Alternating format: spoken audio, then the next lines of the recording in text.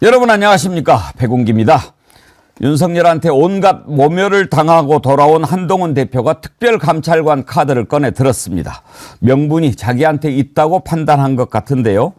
한동훈 떠난 뒤에 용산으로 쭈루루 달려가서 만찬을 했던 추경호 원내대표가 그것은 원내가 결정할 일이다 이렇게 딴지를 거는군요.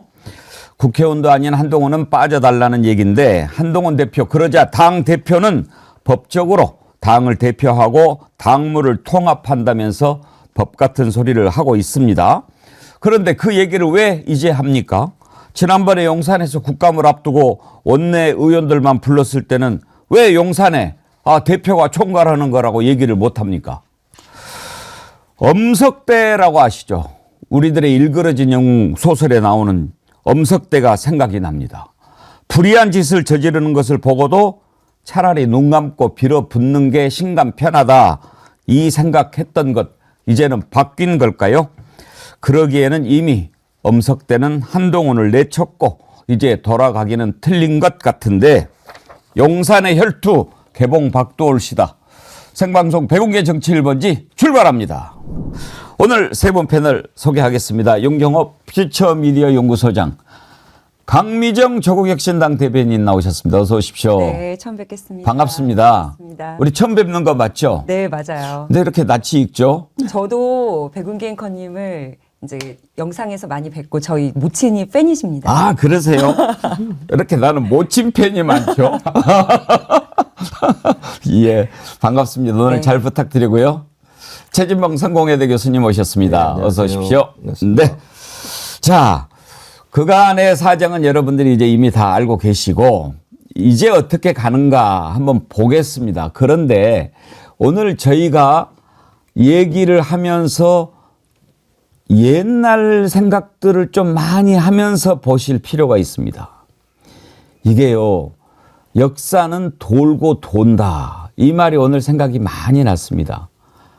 박근혜 탄핵 때 어떤 일이 있었습니까? 김무성 대표하고 어떻게 갈라섰습니까? 그리고 어떤 일이 일어났습니까? 이제 윤석열과 한동훈이 돌아올 수 없는 강을 건넜습니다. 저는 이제 그렇게 봅니다. 그 전만 해도 그래도 했는데, 이제 뭐 할 말 다 하고 폼 잡을 것 다 잡고, 뭐 말해봐, 뭐 이거 이렇게 하고 이렇게 네. 나중에 한동훈 쪽에서 나오는 얘기가 이제 그날 저녁에 그 다음 날이죠. 그날은 집에 들어가서 끙끙 앓고 그 다음날 아침 일정도 취소하고 오후에 강화에 갔다가, 야, 우리도 모여, 뭐 얘기하는 척 하자, 새를 좀 가셔야지, 다 모아봐. 22명 모였다는 거 아닙니까? 21명 국회의원. 근데 그중에 주진우, 배현진 이런 사람들은 정말 친한 게 맞나요? 밀정 아닌가? 배현진은 또 뭐죠? 걔는 왜 이리 갔다 저리 갔다 하는지 정말 모르겠어요. 아무튼 모았어요. 모아가지고 이런저런 얘기를 했는데, 거기에서 나온 얘기가, 야, 뭐 테이블도 바꿔달라고 그러는데 바꿔주지도 않고 말이야. 그리고 나한테 말이야, 반말 찌끄리 찍찍해, 내가 아직도 직고북인 줄 알고 막 이렇게 얘기를 했나 봐요. 그런 얘기들이 다 나오죠. 그래서 내가 말이야, 그 특검 이제 못 막을 수도 있어요, 이렇게 공갈을 쳤는데 안 넘어가. 하려면 해봐. 뭐 이렇게 이야기를 했다고 하고. 그래서 특검 얘기를 내가 꺼냈지. 아니, 특별감찰관 얘기를 꺼냈지. 그게 혹시 카드가 되지 않을까? 이렇게들 의견을 모았나 봐요. 그러니까 그 다음날 윤석열 어떻게 했어요? 네가 그렇게 한다고? 나는 절에 간다. 절에 가가지고 스님을 만났죠. 다 이게 제 업보라고 생각합니다. 뭐 어쩌겠습니까? 돌 던지면 맞아야지요. 그리고 또 대통령실에서 흘러나오는 얘기가, 마누라가 너무 많이 아파, 살도 빠지고 끙끙 앓아 누워있어.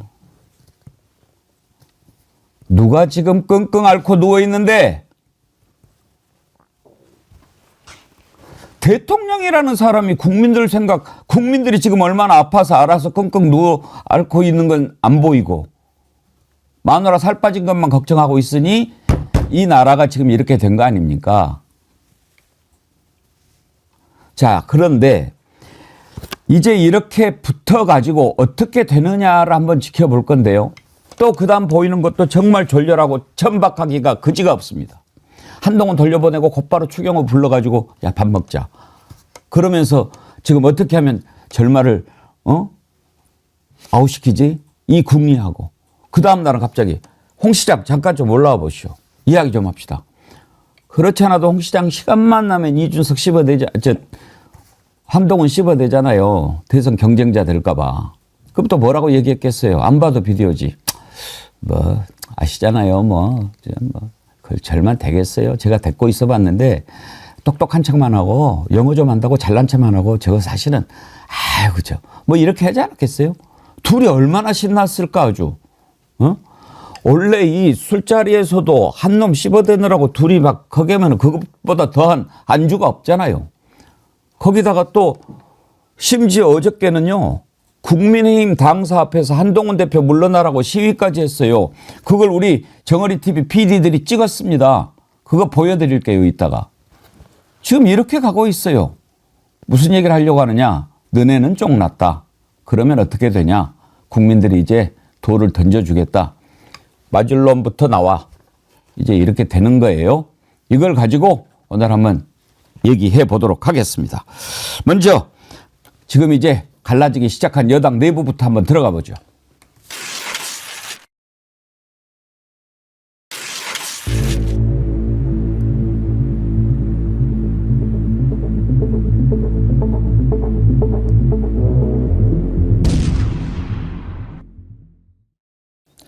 한동훈 대표가 특별감찰관 설치해야 되겠다 이렇게 얘기를 하니까 추경호 원내대표 대통령실 갔다 와가지고 그것은 원내 사안입니다. 그건 국회에서 결정하는 건데 뺏지단 사람이 얘기를 해야 됩니다. 제가 원내대표고 원내에서 결정할 겁니다. 라고 하면서 한동훈 빠져 이렇게 얘기를 했습니다. 들어보시죠. 대표께서 특별감찰관 관련 실질적인 절차를 진행하겠다 이렇게 말씀을 하셨습니다. 저도 회의장에서 잘 경청을 했습니다. 그리고 아시다시피 이 특별감찰관은 국회 추천 절차가 있어야 합니다. 이 부분은 국회 운영과 관련된 사안이고 또 원내 관련 사안입니다. 그리고 이 부분은 굉장히 중요한 사안이기 때문에 우리 관련 위원회의 의원들 그리고 또 중진 등 많은 의원님들의 의견을 제가 우선 듣고 또 최종적으로는 우리 의총을 통해서 결정해야 될 부분이다. 그래서 일단 당분간은 우리 여러 의원님들의 의견을 경청하는 시간을 갖겠다 이 말씀을 드립니다. 국회에서 결정하는 거 맞죠? 당에서 결정해야죠. 또 당론을. 그런데 그걸 원내에서만 결정한다. 그러면 대표는 뭐죠? 그러게요. 아까 얼핏 말씀하셨잖아요. 대통령이 한동훈 당선된 후에 지도부 불렀을 때 원내만 쏙 빼서 불렀던 그 장면과 딱 대비가 되는데요. 아까 앵커께서 쭉 상황을 정리해 주셨는데 저는 그게 함축되어 있는 딱 한마디의 어느 신문의 컬럼 제목. 윤 대통령에게 나라냐 아내냐. 예. 지금 윤 대통령은 이미 마누라 구하기 이외에는 관심이 없는 거 아닙니까? 그러니까 이제 그것 때문에 오늘 아침에도 뭐 데일리안이라는 우파 매체에서 발주한 지지율에서도 최저라 그러고 뭐 모든 지금 여론조사 하기만 하면 부정평가는 최고점, 긍정평가는 최저점 그러잖아요. 그러니까 저는 거기에 이제 한술 더 하자면 또 다른 컬럼의 제목은 이승만의 길이냐 박근혜의 길이냐 이것도 있었잖아요. 네. 탄핵을 당할래 아니면 하야를 할래 이제 이 말인데 그냥 갈래 맞고 갈래. 뭐 그 아까 이제 과연 이 눈과 귀를 닫는 게 어떤 결말로 이어질까. 특별감찰관이라는 카드는요. 한번 복기를 해보시면 김대기 뭐 최근에 뭐 주중대사로 내정됐다면서요. 김대기라는 비서실장이 느닷없이 날아가는 사태 때 도대체 뭐야 했는데 나중에 카더라 통신에 얹혀서 나온 얘기 중에 하나는 김건희 특별법이 처음 이제 국회에서 통과되고 첫 그 거부권을 행사해야 되는 시점 그 직전에 이러이러한 카드도 있을 수 있습니다. 그 카드 중에 하나가 자 거부권을 행사하려면 국민의 따가운 눈을 조금은 보듬어 줘야 되는 다른 카드가 있어야 됩니다. 그 카드 중에 하나가 청와대 내 특별감찰관을 대통령실 내에 특별감찰관을 임명을 하고 있는 제도인데 부활하는 거죠. 부활이라고 표현하면 맞나요? 그리고 제2부속실을 공식화하는 겁니다. 이 얘기도 있습니다. 라고 보고를 했더니 불같이 화가 나서 김대기 실장이 결국 전격 경질되는. 그랬대요? 그래서 이관섭 실장이 정책실장 된 지 뭐 얼마 안 돼서 느닷없이 비서실장이라는 자리로 옮겨가는 뭐 이런 얘기들이 있었잖아요. 근데 그 이후에 이 특별감찰관 카드는 그냥 유야무야 됐죠. 왜?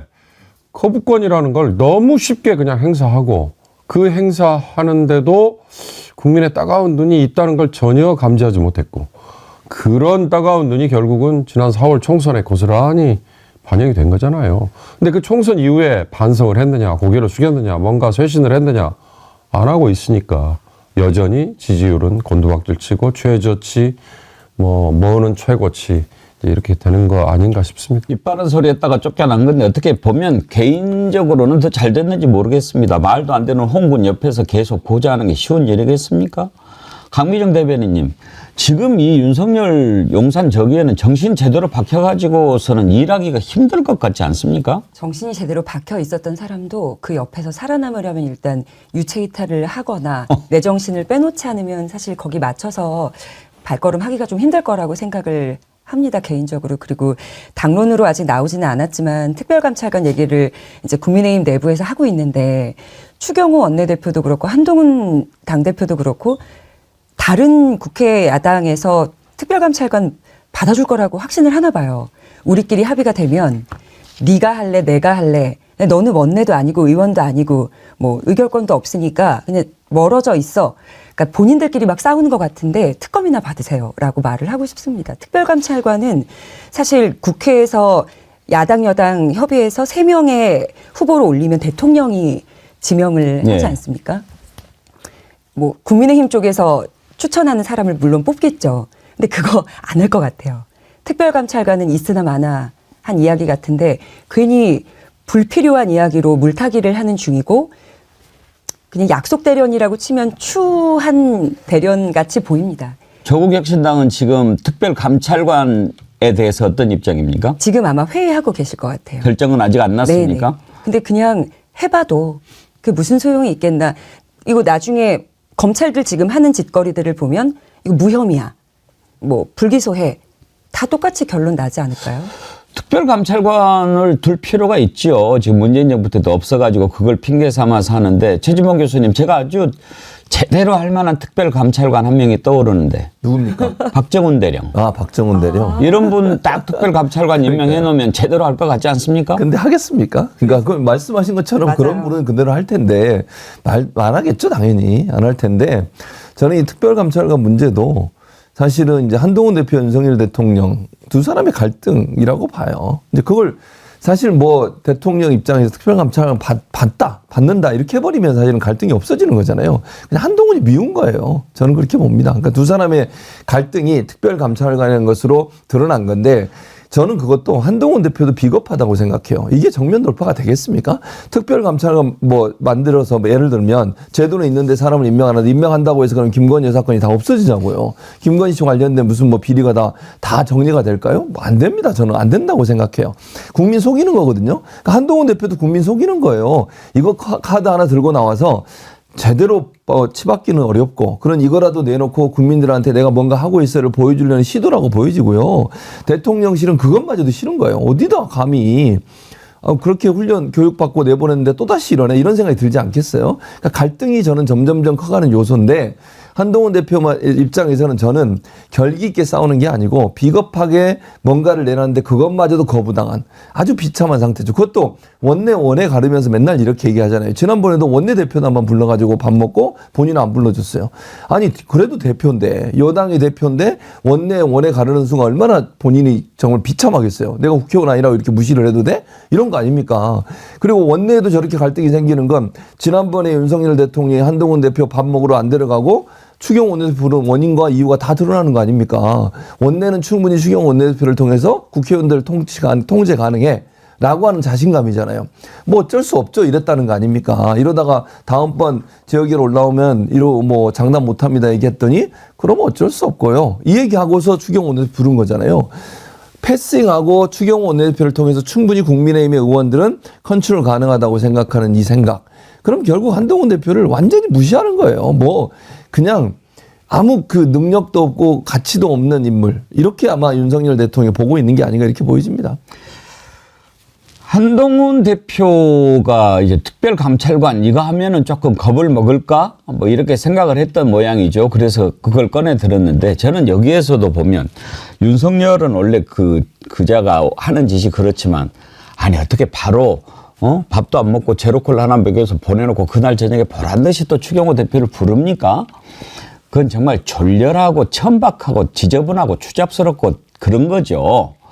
그런데 지금 이제 추경호 대표가 그러고 나와가지고 특별감찰관은 원내 사안이다라고 하는데 아니 당 대표라고 하는 것은요 뭡니까?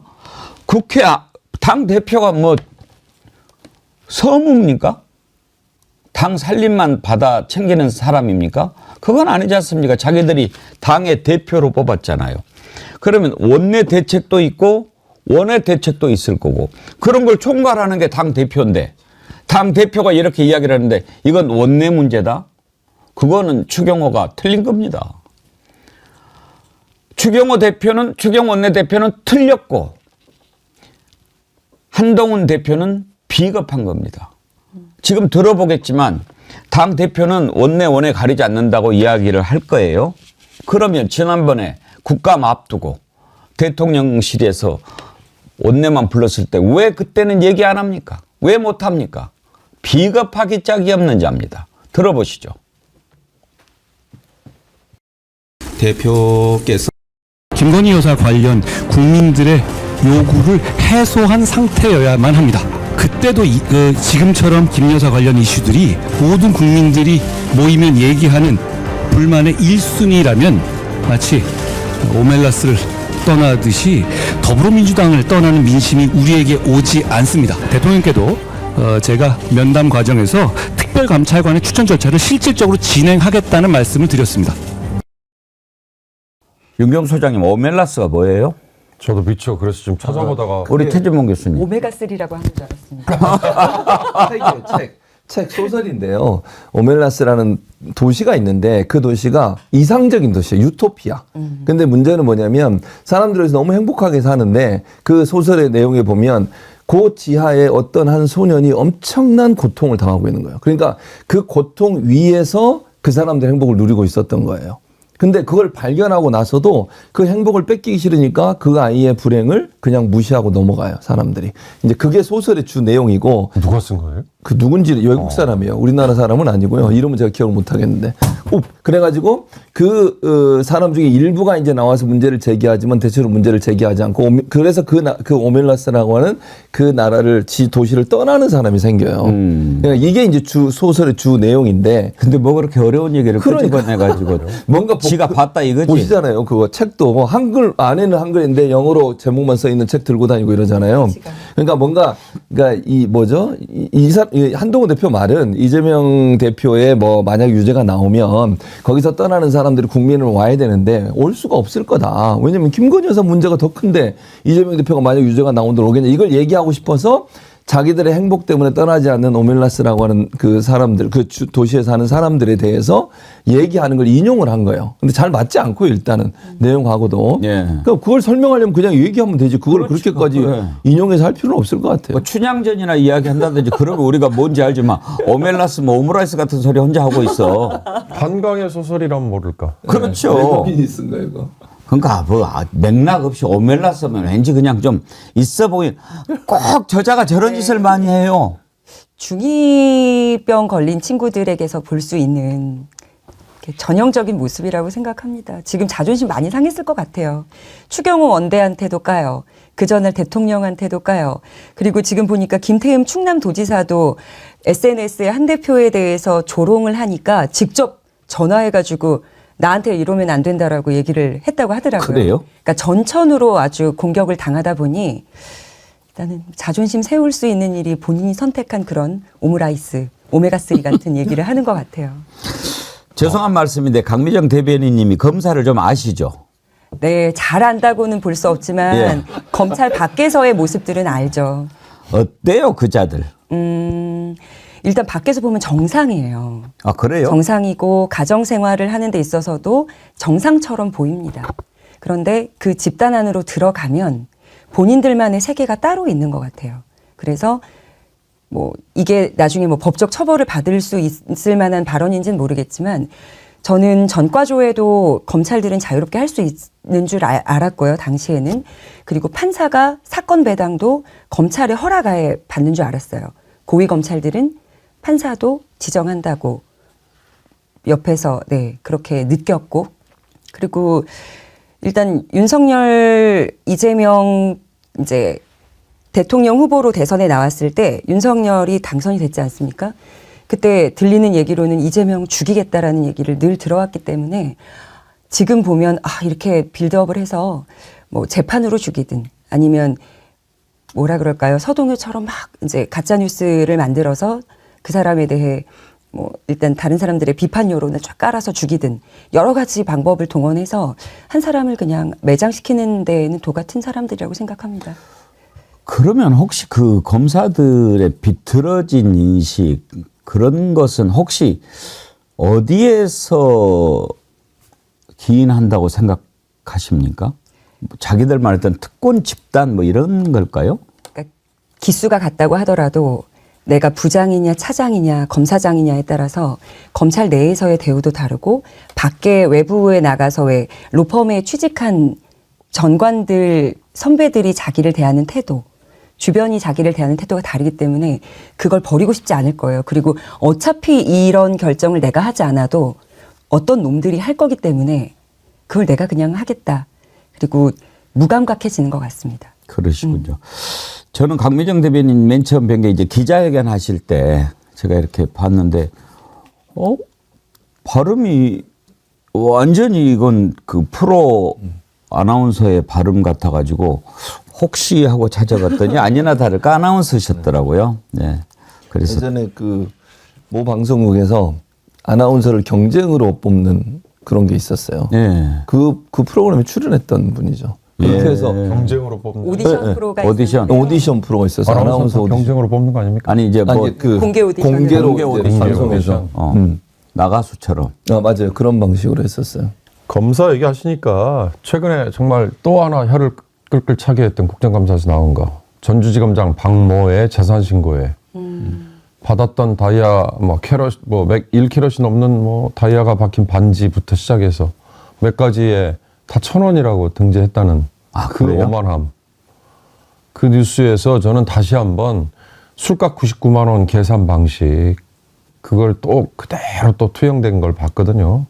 그러니까 이 검사들이 왜 저렇게 특권의식 오만함 이런 거에 가득 차게 됐을까? 흔히 말하는 검사 동일체라는 그걸 이자들은 오독하는 거죠. 잘못 읽어서. 이제 그러다 보면 그 동일체라는 논리 속에 묻어서 지들이 하는 잘잘못 같은 거는 지들이 기소하지 않으면 뭐 죄가 되지 않는다. 그 한마디로 이제 그런 특권의식에 빠져드는 거 아닌가 그런 생각이 들고요. 저는 뭐 이제 본론으로 살짝 돌아가면요. 이 한동훈이 그 어떤 독자 노선을 과연 밟을까. 이제 그걸 얘기하다 보면 그 아까 21명 모였다고 말씀하셨잖아요. 근데 앵커께서도 잠깐 문제제기 하셨지 않습니까? 배현진, 그다음에 주진우. 주진우는 검사를 하면서 윤석열과 더 가까웠을까? 한동훈과 더 가까웠을까? 그 계량을 내부 집단들은 알겠지만 바깥에서는 잘 모르니까. 물론 뭐 저 보스의 밑에 뭐 꼬북 역할을 하는 걸로는 주진우가 윤석열을 더 많이 따라다녔던 것 같지만 실제로 약간의 저 뭐 세대 차이라든가 이런 걸 감안하면 혹시 한동훈하고 더 가까운 건가 이런 의심을 할 수 있어요. 근데요, 또 한 사람 안상훈이라는 윤석열 비서실에서 사회수석을 했는데 비례대표 이번에 국회의원 된 그 안상훈 의원도 21명에 또 들어있더라고요. 그래서 저는 무슨 말씀을 드리고 싶냐면 오늘 아침에 동아일보가 뭐 중립지대 65명, 108명 중에 친윤계는 몇 명, 친한계는 몇 명 이렇게 지금 슬쩍 숫자를 나눠놨더라고요. 근데 과연 지난 2달, 3달 한동훈이 대표되고 나서 뭐 했냐라는 뉴스가 쏟아질 때 왜 아무것도 못하고 이렇게 눈만 깜빡거리고 있었을까의 핵심은 나를 따르라 라고 했는데 한동훈 뒤에 따라오는 원내 의원이 손에 꼽을 정도였잖아요. 그런 점에서 흔히 과거에 우리가 봤던 대통령에게 탈당 요구, 그 할 수 있는 근거 배경은 뭐예요? 대통령의 지지율은 계속 곤두박질 치고 그래도 정당 지지율은 그거보다는 더 높은 이거 하나였는데 지금 한동훈은 그것마저도 제대로 향유를 못한다고 해야 될까요? 그런 점에서 보면 한동훈의 독자 노선이라는 거는 앞으로 길이 뻔해 보인가 아닌가 싶은 생각이 들어요. 근데 진짜 탄핵으로 이어지기 위해서는 뭐 한동훈 보고 쫓아가서 108명이 무너지는 거 이런 것보다는 국민의힘 내부에서 이대로는 정말로 안 되겠구나 그런 각성이 일어나고 윤석열을 빨리 정리를 해야 그나마 대한민국이 살겠다 이런 생각이 들어야 그게 제대로 가는 거 아닐까 싶은데요. 저는 그래서 한동훈이 좀 더 세게 나가야 돼요. 그렇죠. 예를 들면 깃발을 들려면 제대로 들어야지 들까 말까 고민하고 있잖아요. 청기백기 게임도 아니고 이걸 올릴까 말까 이러니까 안 되는 거예요. 중도 지정에 있는 사람은 소위 이제 뭐 임경호 수장이 얘기하셨던 것처럼 중도 지정에 있는 사람 눈치 보고 있는 거잖아요. 강력한 차기 대권 후보가 예컨대 나 더 이상 이건 안 되겠다. 이거 뒤집고 빨리 대선 치러야 되겠다. 이런 생각을 갖고 강하게 밀어붙이면 이쪽으로 붙지 않겠어요? 그 사람들이 지금 지선 앞두고 있죠. 대선 앞두고 있어요. 이런 상황에서 윤석열 대통령이 이제 임기 끝나면 끝이에요. 그런 사람한테 붙겠냐고요. 친윤계를 얼마나 믿고 가겠습니까? 저는 아니라고 봐요.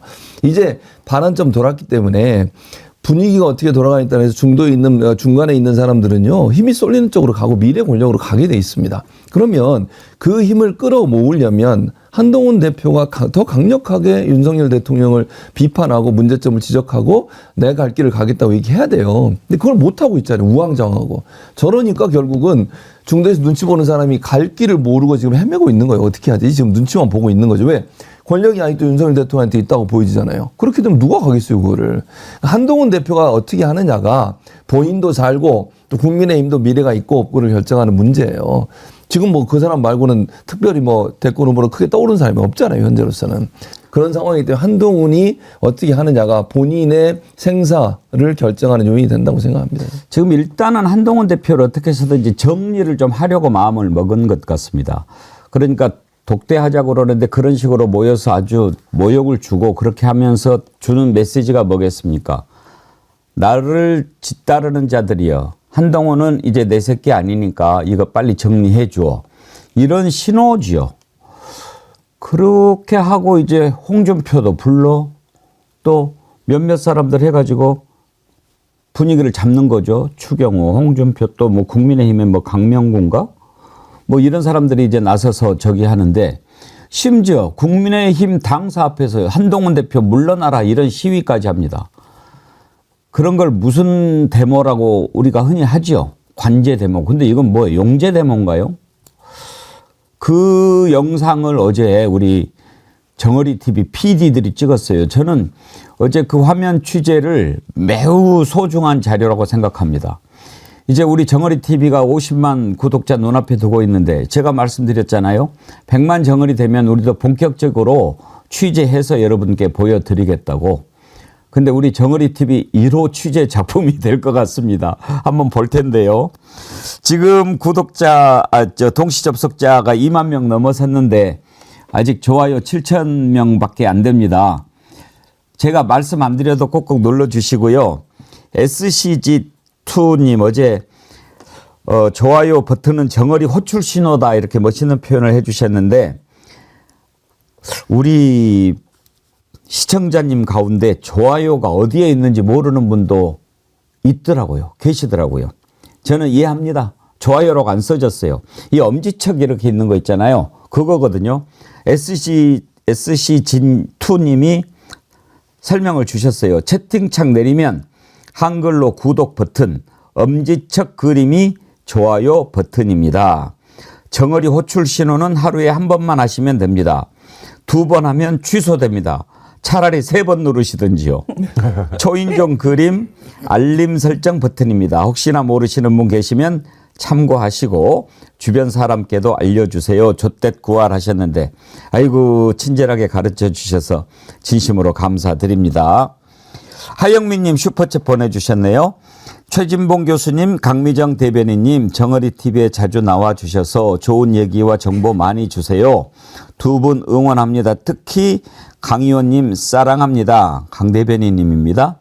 최 교수님 삐치지 마세요. 질투.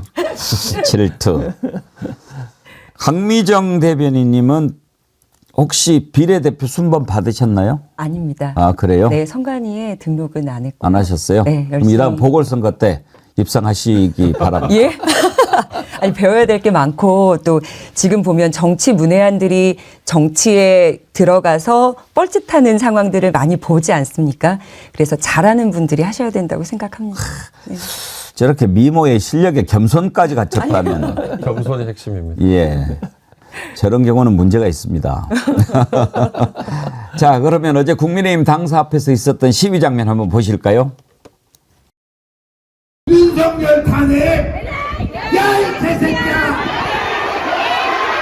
머리통이나 덮어줘라, 이 개새끼야!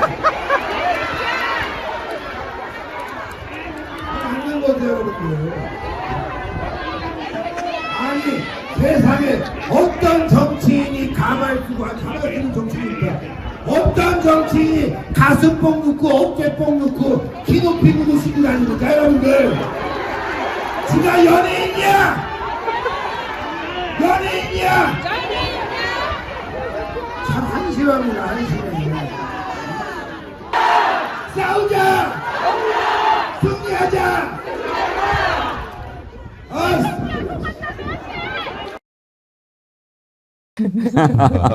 예, 두 PD 수고하셨습니다. 그런데 유치 잘나네.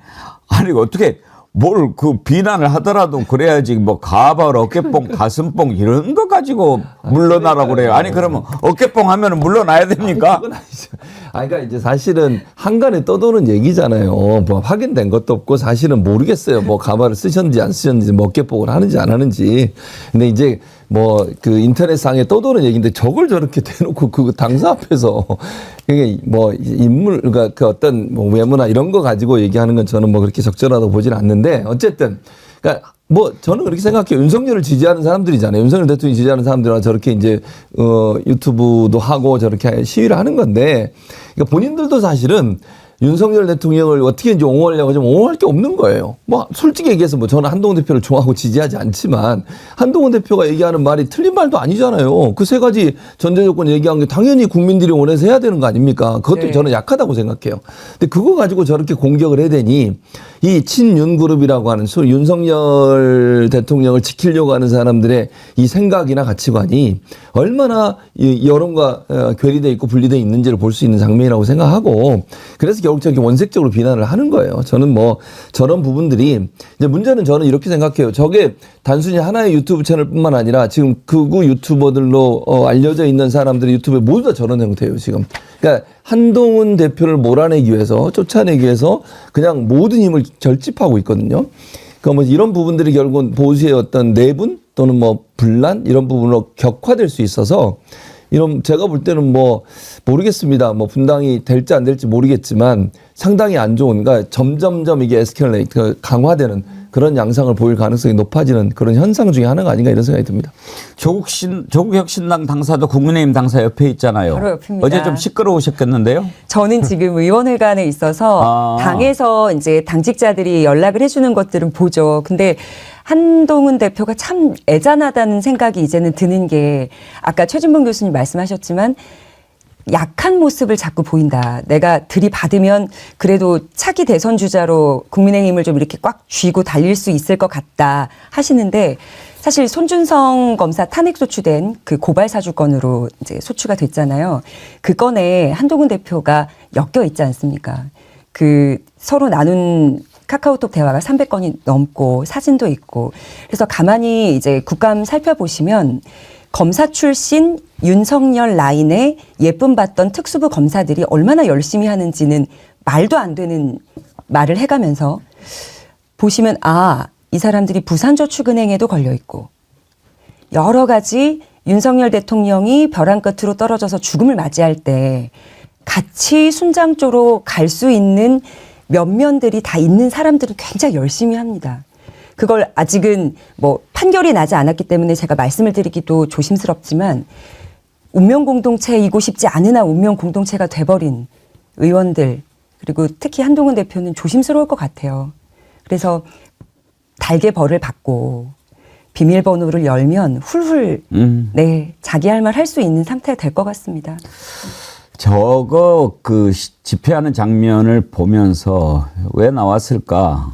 누가 도대체 뒤에 있을까 궁금했는데 저는 이제 언론 생각하기에는 뭐 한동훈 물러날 것을 원하는 쪽에서 뭔가 부추겼겠죠 처음에.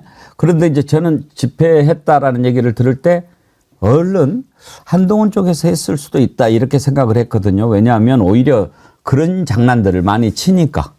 그런 식으로 해서 오히려 막 그 위기감을 느끼게 하고 역전을 시키고 그렇게 하려고 하는 경우도 있어서 자작극인가 뭐 또 이런 생각도 했는데 어깨뽕 가슴뽕 가발 나오는 거 보고 그거는 아니겠다. 이야, 제가 한번 그걸 냉정하게 분석해 보겠습니다라고 말씀드리려고 했는데 지금 그 자작극 말씀에 예. 이거 얘기해봐야 소용없겠어요. 그러니까 저는 처음에 저게 정말로 보수 진영 사람들인가? 흔히 말하는 극우 표방하는 그쪽 진영인가? 아니면 오히려 친민주당이나 아니면 뭐 친진보 쪽인가? 한번 냉정히 따져볼 필요도 있을 수 있다. 근데 설마.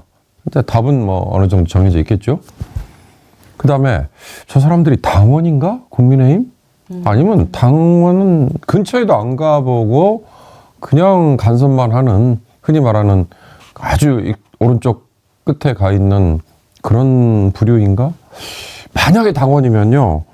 67%의 지지를 보낸 한동훈 처음에는 기대를 했던 사람들인가? 그러면 불과 한 석 달 만에 이렇게 생각이 바뀌었을까? 왜냐하면요. 윤석열이라는 괴물을 보수의 대안이라고 생각하고 덥석 찍어줬던 사람들이 그 당시에 한번 보세요. 검찰총장 시절에 김건희의 온갖 추문에 대해서 김진태 등등등 나서가지고 얼마나 집요하게 문제 제기를 했어요. 근데 나중에 표를 던질 때는 그게 뭐가 문제야? 라고 얘기했잖아. 그때는요, 뭔가가 더 밉고 뭔가 더 막 분노가 있기 때문에 이 윤석열이라는 괴물이 대안이 될 수 있다고 생각했잖아요. 그런데 그 2달도 안 돼서 치러진 지방선거까지 그게 이어졌잖아요. 근데 한 석 달, 넉 달이 지나면서부터 싸늘하게 식었지 않습니까? 그러니까 그런 심리가 혹시 지금 한동훈에게 67%의 지지를 보낸 국민의힘 내에 지지 세력 중에도 혹시 또 작동됐을까? 이렇게 변했나? 예. 근데 그분들이 그렇게 변했다면 뭐가 촉발이 돼서 이렇게 변했을까? 보수의 대안이 한동훈이 아니구나요? 그리고 김건희 등 주위에서 나오는 이 추문보다도 오히려 더 그걸 덮어서 그냥 넘어갈 수 있는 다른 기준이 있나? 참 저는 굉장히 궁금한 게 많습니다. 말씀하시는 동안에 여러분께서 역시 대단하십니다. 좋아요 많이 눌러주셔가지고 11,000명 되고 있습니다. 여러분 최고. 지우아빠 헬리님 저 노래 부를 때 어깨뽕 하는데 사라지겠습니다. 이 보스 형님 TV님께서 슈퍼챗 보내시면서 100만 정어리 TV 기원 KBS 인수자금 릴레이입니다. 아 그래요. 그 전에 100만 정어리 TV 되면 KBS 인수합니다. 여러분이 구독 독려 많이 해주세요. 이걸 먼저 보내셨군요. KBS 인수할 때 큰 밑받침이 되겠습니다. 근데 그거 인수할까요? 새로 하는 게 안 나요? 이현님, 보스 형님, 저도 동참합니다. 변함없이님, KBS 인수자금 좁게 보탭니다. 김영준님, 하영민님, 인수자금 보내셨는데 얼마 전에 제가 얘기 안 하겠습니다. 마음으로는 5억입니다. 하양맘님, KBS 인수 가져와. 쑥이님, 쑥이도 동참합니다. 으쌰. 오케이, 한번 좀 해봅시다. 그런데 자 이렇게 하는 것 우리가 앞이 좀 길었습니다만 이게 매우 중요한 의미가 있습니다. 여러분 기억하시죠? 제가 백운기와 딥블루 프로그램 만들면서 첫 방송 그 주제가 뭐였는지 기억나시죠? 탄핵의 조건. 탄핵은 이 세 가지가 갖춰질 때 성공할 수 있다. 제가 맨 처음 첫 마디가 그거였습니다. 제목은 탄핵은 가능한가였는데 불가능합니다. 여러분 실망하셨죠? 그런데 가능하게 하려면 이 세 가지가 갖춰져야 합니다라고 하면서 가장 중요한 것으로 꼽았던 게 무엇이었는지 기억하십니까? 바로 내부 분열이었습니다. 내부 분열이 일어나면 탄핵이 되고 내부 분열이 일어나지 않고서는 되지 않습니다. 노무현 대통령 탄핵안 결국은 기각이 됐지만 헌법재판소에 의해서 인용이 되지 않았지만 국회를 통과했을 때 그때 민주진영이 분열되지 않았습니까? 박근혜 때도 마찬가지입니다. 김무성과의 갈등, 유승민과의 갈등 결국은 그것으로 인해서 분열이 됐거든요. 그때 당시에 제가 했던 이야기 한번 다시 들려드리려고 해요. 왜? 제가 얼마나 똑똑한가 자랑하고 싶어서. 한번 보시죠. 언 귀를 얼어만지면서 윤석열 대통령 기다리지 않았습니까? 어떤 생각했을까요?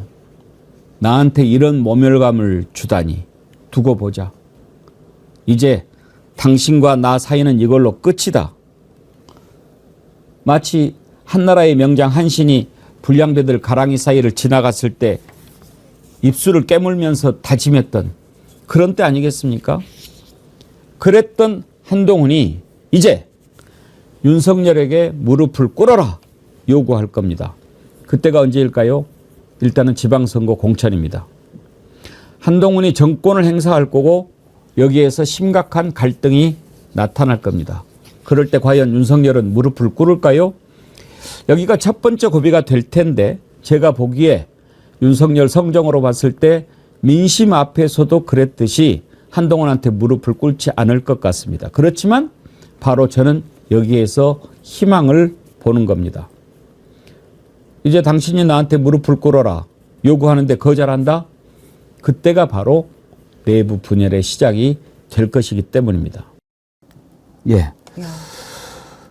제가 반드시 내부 분열이 일어날 거고 그러면 그때가 탄핵의 출발점이 될 거다라고 했는데 지금 내부 분열 시작이다 이렇게 볼 수 있지 않겠습니까? 그렇죠. 아까 제가 독자 노선 과연 어떻게 될 거냐, 탈당 요구할 거냐, 본인 뛰쳐나갈 거냐 이건데 그건 뭐 철저한 힘의 논리에 다 좌우되죠. 정말 중요한 점 같아요. 내부 분열이라는 저거는. 근데 그 내부 분열의 핵심에는요. 아까 국민의힘 의원들 중에 정말 정신이 제대로 박혀 있다면 내 자리 이거 하나 지키는데 연연해 있는 게 아니라 정말 나라와 민족을 생각한다면 이렇게 이 국정이 지금 개판으로 가는 거를 그냥 보고만 있어야 될 건가 이런 생각을 왜 안 하겠습니까? 그러나 기자들도 아마 국민의힘 의원들도 귀를 닫고 눈을 감고 그냥 연명하는 거죠. 그러니까 그 내부 분열에 저는 얘기를 뒤집으면요. 이성적인 판단, 조금만 정신을 차리면 그건 멀지 않았다라는 생각이 들어요. 제가 아까 이제 우스갯소리로 제가 얼마나 똑똑한지 자랑하고 싶어서 그 말씀 들려드린다 이렇게 얘기를 했는데 그게 아니고 역사는요, 돌고 돕니다. 정말 반복이 돼요. 그래서 역사를 공부를 해야 되는 거고, 역사를 모르는 자는 미래가 없다라고 얘기를 합니다. 우리가 왜 역사를 공부합니까? 이런 일들이 반복이 되는데, 그 역사가 왜 반복이 되냐면 사람이 살아가는 것이기 때문에, 이런 욕심이 생겼을 때 이런 일이 반드시 일어나고, 이 일이 생겼을 때 이렇게 못 풀고 안 풀고 풀려고 할 때 방해되고, 이런 결과가 나타나서 일어난 역사들이 너무나 많습니다. 그게 사람이기 때문에 그렇습니다. 그런데 지금 그걸 반복합니다. 왜? 역사를 통해서 배우려고 하지 않기 때문에. 오히려 지금 역사를 다 지워버리고 있지 않습니까? 그래서 어떻게 될 것 같습니까? 제가 그때 당시 했던 부분 한 대목만 더 들려드리겠습니다. 일단은 한동훈은 다음 대선 생각하고 있지 않겠습니까? 그럴 때 윤석열이 나를 도와주는 것이 내가 대통령 선거하는 데 도움이 될까? 아니면 내가 윤석열을 발로 차버리는 게 도움이 될까? 이거 생각이 가장 큰 생각 아니겠습니까? 여러분 같으면, 여러분이 한동훈이라면 윤석열이 도와주는 게 낫겠어요? 윤석열을 차버리는 게 낫겠어요? 당연히 후자죠. 이렇게 인기 없고, 이렇게 못하고, 이렇게 실력 없고, 이렇게 아는 것 없고, 이렇게 못돼 먹었고, 의욕이 많은 사람이 도와주면 같이 죽는 거죠. 그래서 지금부터 정리하려고 하는 겁니다. 안 도와줄수록, 그리고 오히려 내가 더 윤석열을 짓밟을수록 내가 차별화되고 괜찮을 거다라고 하는 계산을 하고 있는 거죠. 그래서 저는 이제 두 사람 간의 관계는 끝났다. 그리고 파국이다. 바로 이 틈에서 내부 분열이 시작이 될 거고, 그것이 결국은 조기 탄핵, 조기 퇴진으로 이어질 거다. 저는 그렇게 생각합니다. 최진봉 교수님, 그 틈이 이제 벌어지기 시작했다. 이렇게 보지 않습니까? 보여지죠. 그러니까 이제 물론 저는 그럼에도 불구하고 아직도 저는 한동훈 대표에 대해서 아직도 의심을 갖고 있긴 한데요. 그럼에도 불구하고 지금의 이 모욕감 정도라고 하면 한동훈 대표가 참으려고 해도 그 주변에 있는 사람들이 가만히 있지 않아요. 지금 보면 언론 지형도 그냥 제 개인적인 분석입니다. 이거는 조선일보는 아직까지 친윤계로 남아있는 것 같고요. 동아일보는 많이 돌아섰어요. 친한 쪽으로. 저도 거기 출연하는데 이 사안을 대하는 또 말하는 패널들이나 아니면 출연자 구성을 보면 대체적으로 친한 쪽이 좀 더 가깝게 느껴져요. 제가 볼 때는. 그래서 계속 윤석열 대통령에 대해서 이제 비판적 입장을 내보내고, 이걸 저도 뭐 같이 하지만 심지어 보수 패널로 나온 분들도 윤석열 대통령을 막 비판을 해요. 이 문제에 있어서는. 그리고 좀 세게, 여러분 원외위원장들이긴 하지만, 원외에 있는 사람들이긴 하지만 친한계로 분류된 사람들이 아주 세게 얘기하거든요. 거의 뭐 결별 수준이에요, 제가 볼 때는. 예. 그래서 한동훈 대표는 제가 볼 때 군명 공동체고, 아까 강민정 아나운서 얘기했듯이 그걸 본인이 깨기가 어려운 부분이 저는 있다고 생각합니다. 한동훈 대표가 스스로 막 이걸 결단하고 이럴 수 있는 사람이 아니라고 봐요, 저는.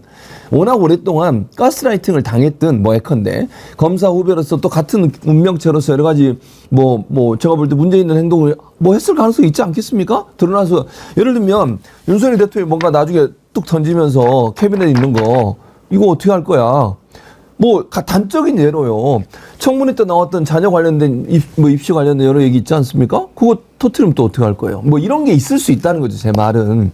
그래서 한동훈 입장에서는 세게 부딪히는데 많은 고민을 할 겁니다. 그러나 본인을 지지하는 사람들 옆에서 아주 세게 지금 푸시를 하고 있다고 저는 생각하거든요.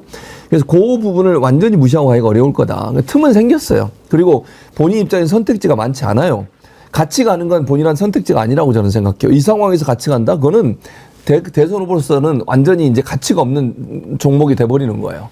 저는 완전히 밀려납니다, 그러면. 그러니까 본인은 이제는 이미 호랑이 등에 올라탔어요. 갈 길은 정해져 있어요. 얼마나 빨리, 그리고 얼마나 강하게 추진해 나가느냐의 문제인데, 주변에 있는 사람들 때문이라도 본인은 그 틈이 점점점 벌어지는 상황을 피할 수 없을 거다. 그렇게 봅니다. 언론 얘기를 하셨는데, 오늘 아침에 보수신문의 사설을 한번 제가 소개를 해드릴게요. 특별감찰관 신속히 임명하고 용산 김건희 라인 정리해야. 이게 누구 얘기입니까? 한동훈 얘기 아닙니까? 네. 이건 저는 어떤 의미로 읽었냐면, 한동훈 네가 맞아, 이게 아니고 윤석열 너는 이제 우리 쪽에서 아웃이야. 네. 저는 그렇게 읽었어요, 윤경호 소장님. 그렇죠. 그러니까 저는 아까 제가 나라냐 뭐 아내냐부터 시작해서 그 보수 매체들의 컬럼의 그 기명 컬럼들이었잖아요. 그런 컬럼들 아까 우리 최진봉 교수님은 조선일보는 아직 신윤에 남아있다고 그러셨는데 조선일보 양상훈 주필이 쓴 컬럼 중에는 지난번 김건희 특별법이 부결됐을 때 4표의 이탈표 반대표 플러스 기권과 무효 하나하나 2개 그걸 합치면 98% 이미 수준까지 와 있다 그런 계산을 했잖아요. 전 그런 것들이 이미 보수 매체들도 아마 윤석열 현 정부 절대로 보수의 대안이 아니구나라는 거를 거듭거듭 확인했다 싶어요. 근데 지금 많은 분들이 살짝 잊고 계시는 것 중에 하나가 11월 10일이 예. 반환점이잖아요. 이태원 참사. 아니요. 아니. 15. 윤석열 임기에 아. 딱 절반이잖아요. 그러니까 이 절반도 아직 오지 않았는데도 이런 정도라는 게 정말 그때 이제 선거 때 했던 얘기 있지 않습니까? 찍었던 분들 중에 손가락 부러뜨린 분들 그런 분들이 과연 지금 몇 명이나 될지 손가락 부러뜨려 놓고 부러뜨리지 않은 척 하고 다니시기를 저는 기대하겠습니다. 역사를 우리가 생각을 해야 되죠. 바로 그 전에 그런 일들이 계속 있었다니까요. 저희가 2부에서 바로 권력 실세 1위 최순실, 정윤회, 박근혜 이거 이야기했던 분 기억나시죠? 박관천 전 청와대 행정관 그분 모셨습니다. 다시 한번 그 역사 속으로 한번 들어가 보고 싶어서요. 여러분 기대해 주시고 오늘 옛날 생각 하나 나시게끔 화면을 한번 찾아봤어요. 김무성 대표 시절이었어요. 그때 김무성 대표 지금 거의 한동훈 수준의 수모를 막 겪습니다. 대표인데 최고위원회에서 최고위원들이 막 공격해요. 말을 안 들어먹어요. 왜? 너 박근혜 대통령이 너 미워하잖아. 그걸 노리고 하이에나 같이 달라드는 거예요. 얼마나 그랬겠습니까? 결국은 어떻게 됐습니까? 옥새 들고 나르샤 해가지고 다 끝장나버린 거 아닙니까? 그때 장면 한번 보시면 역사가 돌고 돈다는 거 아실 것 같습니다. 콩가루 집안 저는 잘 되는 거 못 봤습니다. 당의 단합이라는 것을 정말 가슴 깊이 생각할 때라고 봅니다. 유승민 대표 보고 그만둬라라고 계속 얘기하는 것이 도저히 이해가 안 갑니다. 해도 좀 너무한다는 생각이 듭니다. 가만히 지금 잘못 전달도 안 됩니다. 지금 네, 끝내겠습니다.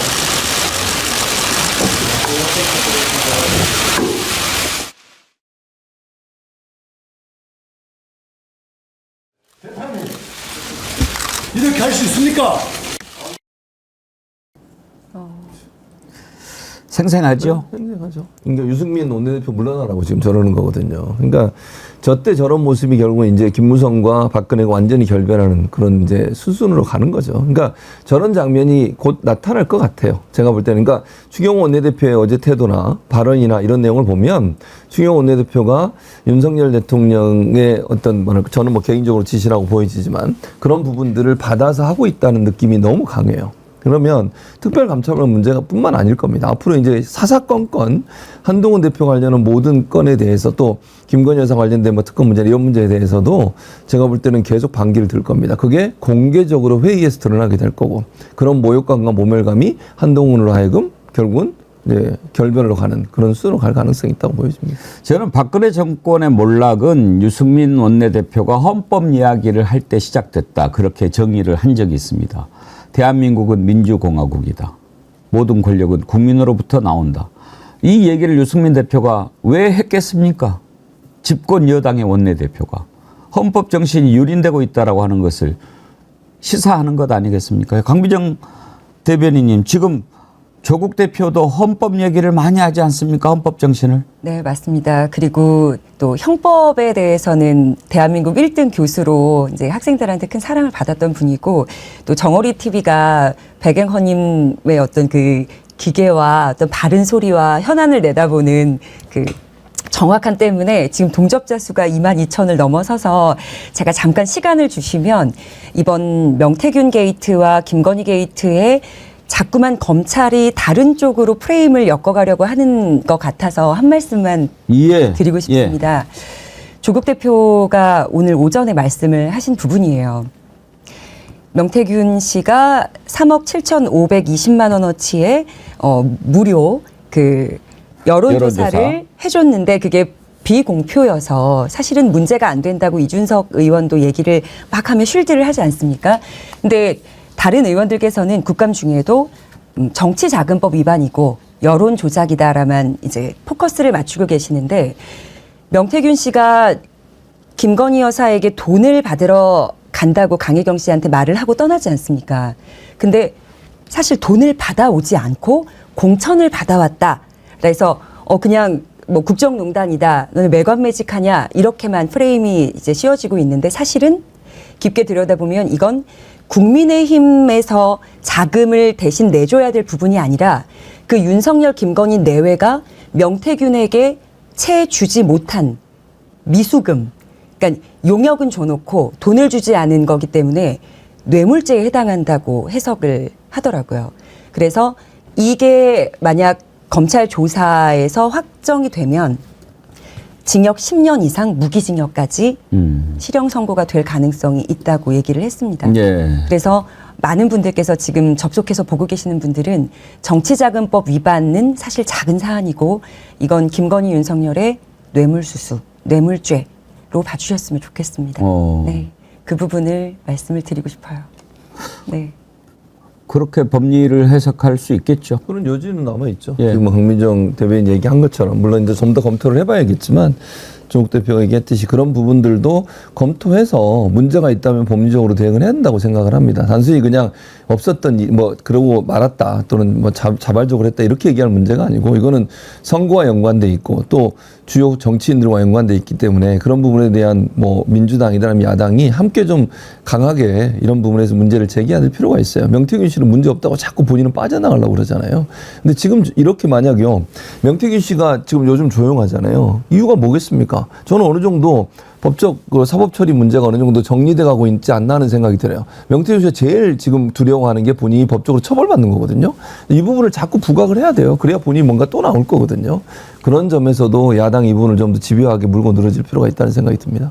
뭔가 겁박이 통한 것 같아요. 그런 느낌이 있습니다. 당근을 줬는지 채찍을 줬는지 그건 잘 모르겠습니다만. 윤경호 소장님 어떻게 한 것 같습니까? 아니 저는 아까 저 앵커께서 유승민 원내대표 연설 다시 생각하면서 그 헌법 가치 아까 국민의힘 당사 앞에서 그 극우로 보이는 분들이긴 하지만 많이 보이는 그런 용제대모라고 아까 얘기하셨잖아요. 모든 걸 다 적고 나서도 결국은 민주 또는 보수 이런 기본 가치 이게 이제 훼손되고 흔들리면 아마 그냥 아까 중립지대라는 표현도 있었고 그다음에 샤이 어쩌고 저쩌고도 있을 수 있고 입을 닫고 조용히 있던 분들조차도 참지 않을 거예요. 그러니까 최근에요 도이치모터스 주가 조작에 대해서 이창수 서울중앙지검장 등등이 전면에 나서서 김건희 결사옹위를 하는 모습을 보고요. 뭐 구체적으로 제가 이렇게까지 말씀드려도 될지 모르겠습니다만 제 친구의 배우자, 제 친구의 부인이 정치에 아주 둔감한 분이거든요. 근데 저희 부부끼리 밥을 먹는데 느닷없이 검찰이 이거 유지될 수 있겠어요? 라는 말을 한마디 툭 던지더라고요. 바로 거기서 저는 아까 앵커께서는 탄핵이 성사되려면 내부의 분열이라고 말씀하셨잖아요. 그거와 함께 여러 요건들, 뭐 민심의 분노 뭐 이런 거 아니에요. 그 민심의 분노라는 게 그렇게 표출이 되고 있구나. 마찬가지로 나는 보수야. 나는 뭐 민주주의를 위해서 정말 절대로 흔들리면 안 되는 가치를 가지고 있어. 라고 생각하는 분들이 아까 유승민 대표가 박근혜 주변의 십상시와 뭐 아첨꾼들이 시스템을 망가뜨리는 걸 보고 못 참고 한마디 했던 것처럼 지금 이 순간에도 아마 그런 이성적인 판단을 하는 사람들이 아마 저는 국민의힘 내부에, 보수 내부에 분명히 있을 것이다. 그들이 조금만 이 의사표시를 하면 이건 무너지는 건 시간 문제일 것 같다는 생각이 듭니다. 검찰이 SOS를 친 것 같아요, 앵커님. 언제요? 지금요? 지금 속보가 예. 떴는데 공직선거법 위반으로 김혜경 여사 벌금 300만 원 재구형을 했거든요. 하. 근데 왜 하필 공직선거법 위반의 혐의로 300만 원을 구형했을까? 이게 디올백 300만 원에 대한 어떤 다시 리프레시라고 생각하거든요. 오. 살려달라. 빨리 특검해줘라. 우리는 지금 어쩔 수 없다. 그래서 믿을 수 있는 건 특검밖에 없어. 그리고 검찰 내부에서 지금 SOS 보내는 거라고 저는 해석이 됩니다. 굳이 금액을 이렇게 300만 원에 맞춘 것은 네. 이거 저희가 박미정 잘 읽어야 될 것 같아요. 대변인이 이제 정치인 다 되셨네요. 이거 빨리 읽어줘야 될 것 같습니다. 네, 검찰들도 못 살 것 같네요, 진짜. 근데 이제 꼭 뭐 궁지에 몰리면 김혜경 여사 건 가지고 기사 만들고 이재명 대표 건 갖고 기사 만들고 참 검찰들 애쓴다 애써. 개인적인 거 하나만 좀 여쭤봐도 될까요? 네. 저 겪어보셨으니까 그런데 검사들 의리가 있는 집단인 것 같습니까? 없는 놈들 같습니까? 그 의리는 예. 그 상황에 따라 다른데요. 내가 의리를 지키고 싶은 사람이 현재 힘이 있는지. 그건 의리 아니죠. 그래서 이제 지금 과거를 복기를 해보면 최순실 사건 터지면서 태블릿 PC 터질 때 그 바로 직전에 청와대에 있던 분이 막 갑작스럽게 관두고 밖으로 나오는 일들도 있었거든요. 아마 기사 찾아보시면 지금 그분이 국회에 있어요. 그리고 법사위에서 열심히 활동하고 있는 국힘 의원입니다. 그러니까 그 내부에서는 이미 어떤 거 수사해서 뭐가 터질 거야 알려주면 네, 나오는 그런 의리는 지키겠죠. 이 사람이 후를 도모할 수 있는 상황일 때는. 그리고 한동훈 대표하고 지금 해물탕 먹었던 22명의 의원들도 간보기하러 간 거라고 생각이 듭니다. 그러니까 권력의 풍향계로 여기 가보고 저기 가보고. 그러니까 지금 그 신뢰와 나를 지지한다는 생각하지 말고 제발 나에게 힘을 실어줄 때 그때 뭐 하나 팍 터트리시고 한동훈 대표는 그중에 이중 첩자들도 분명히 있다고 저는 알고 있거든요. 그래서 조심조심 이야기 나누면서 첩자 있죠. 네. 국회에서 열심히 활동하고 계시는 분들이 이제 거기 가서 정보를 다 듣고 전달하지 않겠습니까? 어떤 놈들이 첩자인지 제 눈에도 보이는데 밀정들이 한 가지만 더 짚어보고 일부 마치죠. 이제 한동훈 대표가 이재명 대표랑 만나기로 그렇게 했습니다. 뭐 그걸 만나는 걸 두고도 또 뭐 이런저런 얘기가 나오는데 아무튼 우리가 지금 궁금한 것은 저렇게 내침을 당한 상태에서 이재명 대표랑 만난다. 어제 또 제가 각 신문 보수 언론의 사설을 소개를 해드리면서 동아일보 사설 제목이 심상치 않다 얘기했지 않습니까? 조선일보, 중앙일보가 다 윤석열 욕하고 막 이렇게 비판을 하고 막 그러는데 동아일보가 없어서 웬일이야 하고 봤더니 한동훈, 이재명 대표 만나서 특검법 해답 찾아라 이렇게 쓴 거예요. 그러니까 빨리 너 특검법 이재명하고 합의해버려. 윤석열이 진짜 끝나서 그 얘기를 한 거란 말이에요. 제가 깜짝 놀랐죠. 아, 여기까지 진도가 나갔구나. 아무튼 만나게 됐는데 어떻게 될까? 어디까지 얘기가 될까? 오케이, 이번에 그럼 특검 처리할까까지 갈까? 이걸 한번 세 분 패널한테 전망을 들어보고 마치겠습니다. 최진봉 교수님 어디까지 갈 것 같습니까? 저는 그 한동훈 대표가 특검 처리하겠다 이렇게 얘기하지 않을 거예요. 저는 아직은 눈치 본다고 생각을 하고요.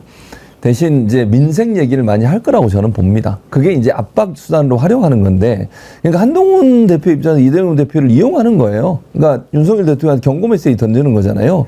나 언제든지 이재명 대표 만나서 협상할 수 있어. 그러나 아직까지는 제가 볼 때 뭐 특검법 통과 이렇게까지 합의를 갈 그런 위인이 못 되기 때문에 저는 이번 만남에서 그것까지 가지 않을 거고요.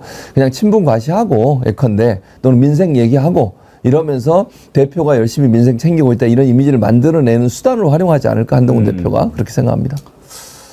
거기까지 정도일 것이다. 한동훈을 너무 쫄로 보는 거 아닙니까?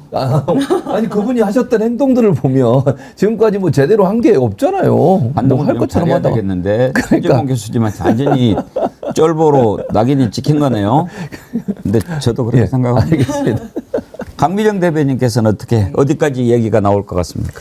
일단 이번이 세 번째죠. 김건희 특검은 통과가 될 거라고 생각합니다. 이번에 네, 왜냐하면 친한계 의원들의 이탈표 때문이 아니고 다음 총선을 생각하는 지역구를 둔 의원들이 민심을 거스를 수는 없을 것 같아요. 그리고 지금 윤석열 대통령 탄핵 집회 나가서 스토킹을 당했다는 한 시민이 그 스토커를 한 사람을 신고를 했더니 국정원 직원이었대요. 그래서 지금은 국민과 대통령의 싸움인데, 김건희, 윤석열과의 싸움인데 거기에 자칫 잘못 국힘의원들이 너무 세게 발을 들여놓으면 같이 나락으로 갈 수 있는 상황이라고 생각합니다. 그래서 떨어지니까 특검은 될 것이고요. 그리고 탄핵 하야도 한동훈이 시키는 건 아니라고 생각합니다. 네. 저는 또 뭐 조국 혁신당으로 국민의힘 한 8명이 온다는 얘기인지 알았더니 아직 그 정도는 아니군요. 네, 그러니까 뜻은 같이 할 수 있으나 예. 근본을 알아버린 사람들을 당으로 받아줄 수는 없을 것 같습니다. 그래서 이제 대통령실에서도, 그러니까 정부에서도 윤석열 대통령 탄핵 집회에 정말로 신경을 곤두세우고 있는 것 같아요. 국정원 직원 파견 보낼 정도면. 그러니 지금은 롱코트를 입고 롱패딩을 입고 광장으로 국민들이 얼마나 빨리 모이느냐에 따라서 정권 끝이 시기가 정해질 것 같습니다. 윤경호 소장님, 제가 이재명 대표라면 시간을 줄 테니까 준비해가지고 나하고 한번 제대로 붙어보자. 그렇게 할 수도 있을 것 같은데. 그러니까 저는 약간의 변형된 말씀을 드리려고 했는데 이번에 만날 거면 현안인 김건희 특검법 그다음에 최상병 특검법에 대한 네 입장을 가지고 와라 라고 저는 얘기를 해야 의미가 있다고 봐요. 그러지 않으면 지금 궁지에 몰린 한동훈을 이재명 대표 야당 대표가 손을 잡아주면서 한동훈을 어떻게 보면 조금 숨통을 트여주는 역할밖에 안 돼요. 거기에 딱 해서는 안 될 것 중에 하나가 다른 거 아무것도 합의 못하면서 금융투자소득세법 폐지 양쪽이 한꺼번에 합의했습니다. 이거 하나만 덜컥 발표할 가능성 이거 저는 죽도밥도 아니라고 생각합니다. 그거 말고요. 그런 건 정책위 의장한테 그냥 맡기세요. 맡기시고 흔히 말하는 한동훈이 명분을 뭔가 내세울 수 있는 지가 말한 거 있잖아요. 3자 추천 특검.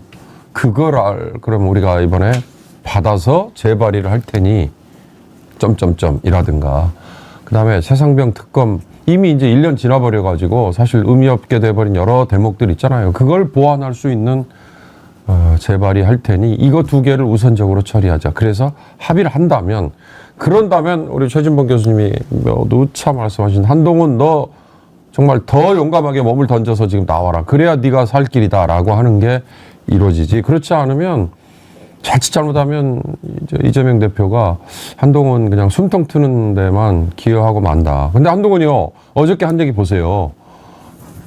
특별감찰관 이거 반영이 돼야 되고 빨리 뭔가 정리가 돼야 되는 게 11월 15일 전에 돼야 됩니다라는 얘기를 했잖아요. 그럼 뭔 얘기예요? 11월 15일에 이재명 대표에게 유죄 판결 나올 테니까 점점점 그 말이잖아요. 그러니까 한동훈 딴 생각하고 있는 거거든요. 그걸 이재명 대표가 오히려 한동훈에게 숨통만 트여주는 들러리 역할을 할 가능성이 있으니 절대로 저는 엄언과 합의하지 마시기를 주문합니다. 예. 1부는 여기까지 하겠습니다. 오늘 어느 때보다도 역사, 지나간 시절, 역사가 주는 교훈에 대해서 많이 생각을 해봤는데요. 2부에서 비선실세, 아마 이런 말을 처음 만들어내신 분 아닌가 싶은데요. 권력 1위 최순실. 참, 그런 일이 다시는 안 일어날 줄 알았는데. 참 역사가 돌고 도는 것 같습니다. 박관천 전 청와대 행정관님 모시고 얘기 나눠보도록 하겠습니다. 여러분 채널 고정해 주시고 아직도 좋아요 안 누른 분들은 꼭 눌러주시고 자 함께해 주신 세 분 윤경호 소장님, 강미정 대변인님, 최진봉 교수님 수고하셨습니다. 감사합니다. 감사합니다.